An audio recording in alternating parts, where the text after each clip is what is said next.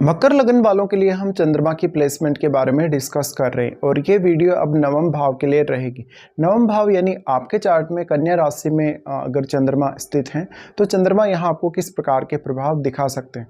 चंद्रमा यहाँ आपके 7th लॉर्ड होकर नवम भाव में जा रहे हैं तो ये आपके पार्टनर के थ्रू आपके लक को राइज करना दिखाता है। यहाँ चंद्रमा प्लेस्ड हैं तो चंद्रमा के डिस्पोजिटर बुध होंगे, तो आपके चार्ट में बुध की प्लेसमेंट को भी आपको देखना होगा।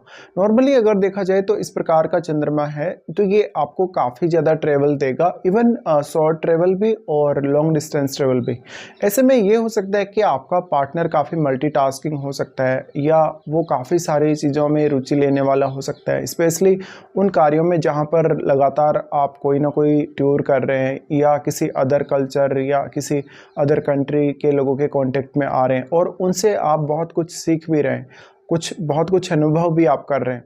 चंद्रमा की ये प्लेसमेंट है तो देखिए चंद्रमा इमेजिनेशन से संबंधित है और आपकी इमेजिनेशन स्किल्स काफ़ी अच्छे से वर्क करेगी नवम भाव में इनके जाने से।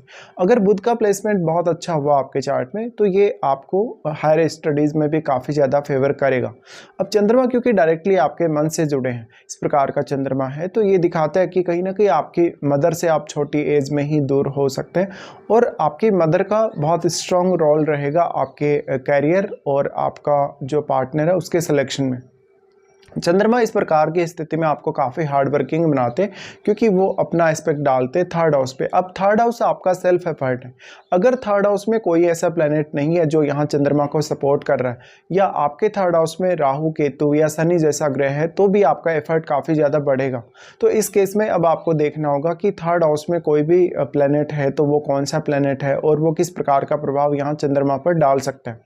अब थर्ड हाउस के जो स्वामी हैं वो बृहस्पति हैं, तो बृहस्पति अगर आपके चार्ट में बहुत अच्छी स्थिति में है तो चंद्रमा की ये प्लेसमेंट आपके लिए और भी फेवरेबल होगी। या फिर बृहस्पति का संबंध अगर चंद्रमा से बने तब भी, अगर सूर्य का संबंध चंद्रमा से हुआ, बृहस्पति का संबंध अगर चंद्रमा से हुआ तो चंद्रमा के प्रभाव और भी ज़्यादा आपके लिए इफेक्टिव हो सकते हैं या पॉजिटिव हो सकते हैं।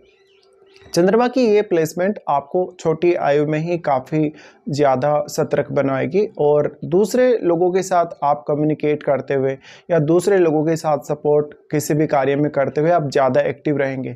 थर्ड हाउस पर जब चंद्रमा अपना एस्पेक्ट डाल रहे हैं तो वैसे भी चंद्रमा आपको काफ़ी एक्टिव रखने वाले हैं। ऐसे में बहुत कुछ इनोवेटिव या बहुत कुछ नया आप करने के बारे में जीवन में विचार करते रहेंगे। इस प्रकार का चंद्रमा हालांकि शुरुआती फेज में आपको काफ़ी स्ट्रगल भी देता है कभी कभी, जब अगर चंद्रमा पर शनि का प्रभाव है या राहु केतु का प्रभाव है, लेकिन ज़्यादातर इस प्रकार का जो चंद्रमा होगा वो आपको विदेशों की तरफ आकर्षित करेगा या अदर स्टेट का ट्रेवल करने या अदर स्टेट में निवास करने के लिए फोर्स करेगा। चंद्रमा डायरेक्टली आपके मन से जुड़े हैं। ऐसे में चंद्रमा को कोई भी प्लेनेट अगर यहाँ प्रभावित कर रहा है तो उस प्लेनेट की भूमिका अब आपके नवम भाव से जुड़े हुए कार्यों में काफ़ी इंपॉर्टेंट हो जाती है क्योंकि वो प्लेनेट यहाँ अपनी एनर्जी को एक्सचेंज कर रहा है चंद्रमा के साथ। और चंद्रमा बहुत ज़्यादा सॉफ्ट होने की वजह से किसी भी अन्य ग्रह से बहुत तेज़ी से प्रभावित होने की क्षमता रखते हैं। ऐसे में आपको ये देखना होगा कि आपके चार्ट में वास्तव में कौन कौन से ग्रहों का प्रभाव चंद्रमा पर है और जिन जिन ग्रहों का प्रभाव है वो किस प्रकार का प्रभाव चंद्रमा पर डाल रहे हैं। देखिए अगर कोई बहुत एग्रेसिव ग्रह, बहुत कोई फायरी ग्रह अगर चंद्रमा पर अपना प्रभाव डालेगा तो ये आपके लिए काफी फेवर करेगा क्योंकि चंद्रमा जो अपना एस्पेक्ट डाल रहे थर्ड हाउस पे, अब थर्ड हाउस को आपके काफी पावर मिलेगी और क्योंकि चंद्रमा आपको कम्युनिकेशन और इमेजिनेशन के लिए भी काफी सपोर्ट करेंगे। देखिए थर्ड हाउस है वो आपका सेल्फ एफर्ट है, यानी कोई भी काम के लिए जो आप खुद से अपना एफर्ट लगाते हैं, अपनी मेहनत करते हैं।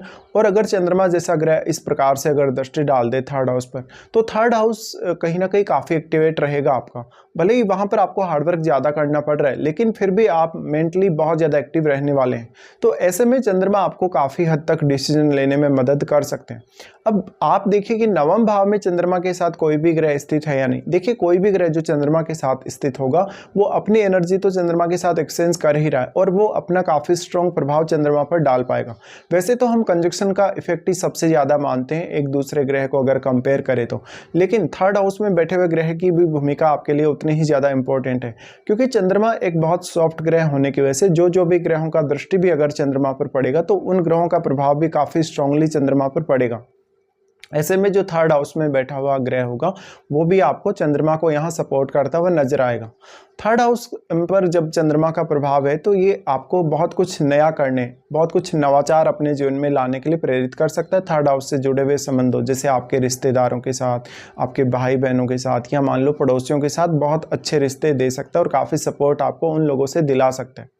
थर्ड हाउस पर जब चंद्रमा का प्रभाव है तो यहाँ आपको थर्ड लॉर्ड को देखना होगा, बृहस्पति को।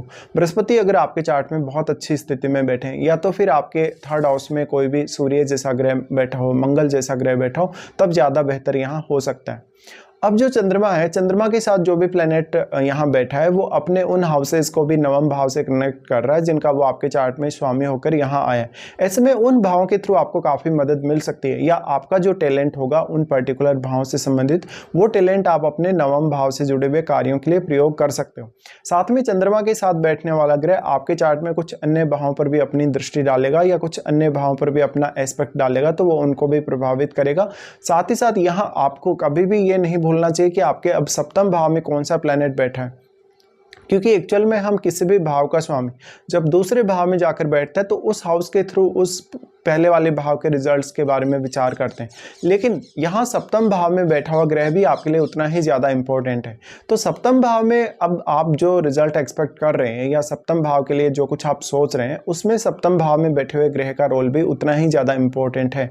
साथ में अब जो सप्तम भाव में ग्रह बैठा है वो आपके चार्ट में जिन जिन भावों को रिप्रेजेंट कर रहा है वो उनकी एनर्जी आपके सप्तम भाव में डिपॉजिट कर रहा है, और वो अपना कारकत्व भी यहाँ लेकर आ रहा है। साथ में उसकी भूमिका आपके कहीं ना कहीं नेम फेम को निर्धारित करने में, आपकी पर्सनैलिटी को निर्धारित करने में काफ़ी अहम हो सकती है। और क्योंकि वो ग्रह अपनी एनर्जी यहाँ डिपॉजिट कर रहा है तो उस ग्रह से संबंधित कारकत्व का प्रभाव आपके जीवन साथी की सेहत, उनके स्वास्थ्य और उनके ओवरऑल लुक और उनकी मेंटलिटी पर पड़ेगा।